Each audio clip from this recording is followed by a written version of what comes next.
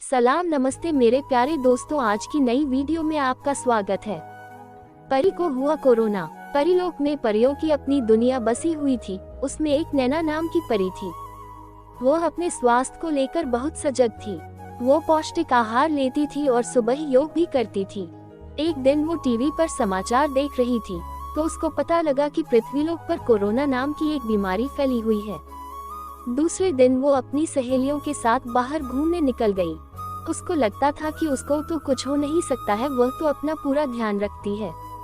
जब वह घूमकर वापस आई तो उसको थकान होने लगी। वह कमरे में जाकर आराम करने लगी।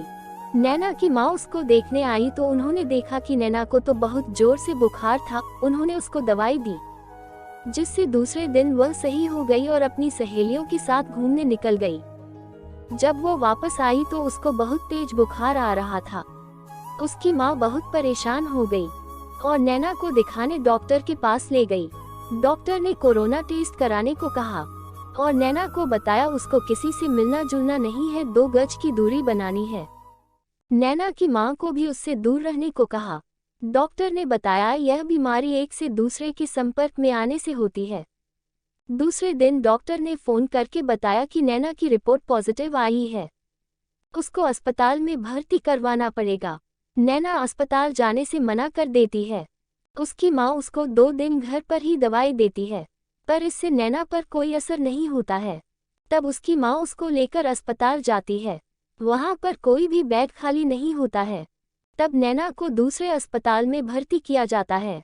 तब तक नैना का ऑक्सीजन लेवल कम हो गया होता है। डॉक्टर उसकी माँ को ऑक्सीजन का इंतजाम करने को बोलते हैं। उसकी माँ फिर ऑक्सीजन का इंतजाम करती है। तब जाकर नैना की हालत में सुधार होता है।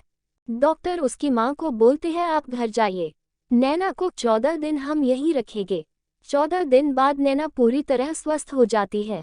डॉक्टर नैना को हर समय मास्क का प्रयोग करने की सलाह देते हैं और घर से बाहर नहीं निकलने को कहते हैं। नैना ठीक होकर घर आ जाती है। उसकी सहेली का फोन आता है कि अब तो तुम ठीक हो गई हो तो चलो कहीं बाहर घूमकर आते हैं। नैना उसको बोलती है नहीं, हमें अभी घर पर ही रहना चाहिए। यह बहुत खतरनाक बीमारी है।